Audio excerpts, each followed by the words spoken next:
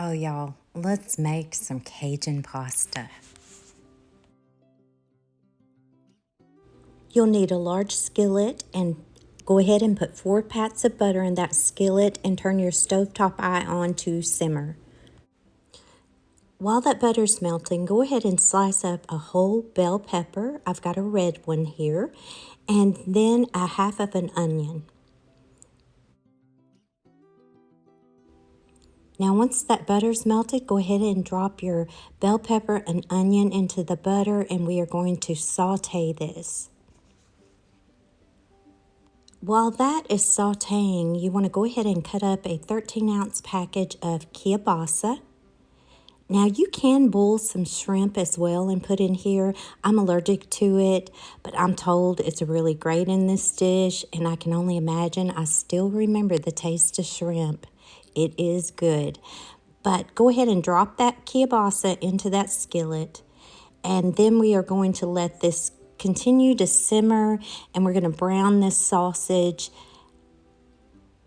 And while we're doing that, we are going to make some linguine pasta. And I like to get this linguine from Aldi's. This is organic. You will only need half the box for this recipe, and just follow the instructions on the box. And while we've got the pasta going, we want to make sure to keep an eye on the kielbasa, onions, and bell peppers. Just moving it around, just locking in the flavor of that kielbasa by browning it. Y'all, this is so good. This is one of my favorite meals. My husband makes this a lot. And now we're going to drop in 1 overflowing cup of chicken. And this is some chicken thighs that we had made and we had left over. So this was a great time to utilize that. You can make it on the side and put in this dish. It just makes it takes a little bit longer, but this was perfect. And now we're going to add some Creole seasoning, just probably about a teaspoon. I may have used a little bit more, but about a teaspoon should do. And you're going to want to add that to the chicken. Now, if you make the chicken on the side, you can cook that Cajun season into it. You will need to add a pinch of basil,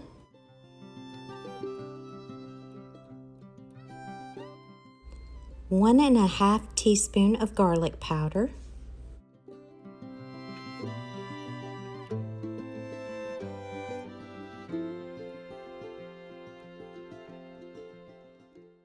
now we're going to add 1/4 teaspoon of lemon pepper. Yes, lemon pepper.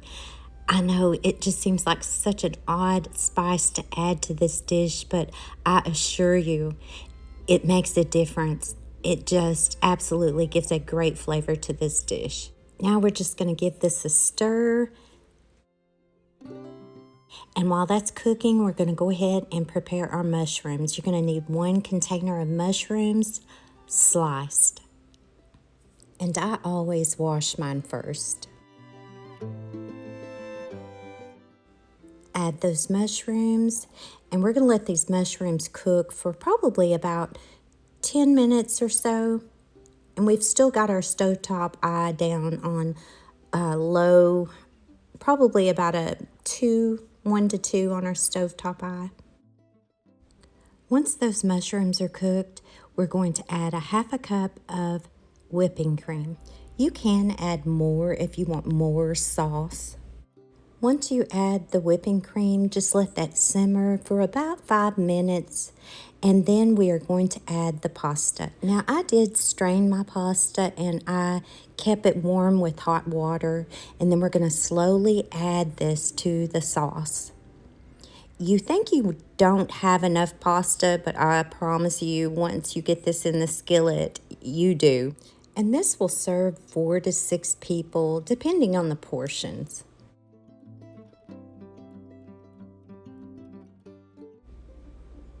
And voila, we're done.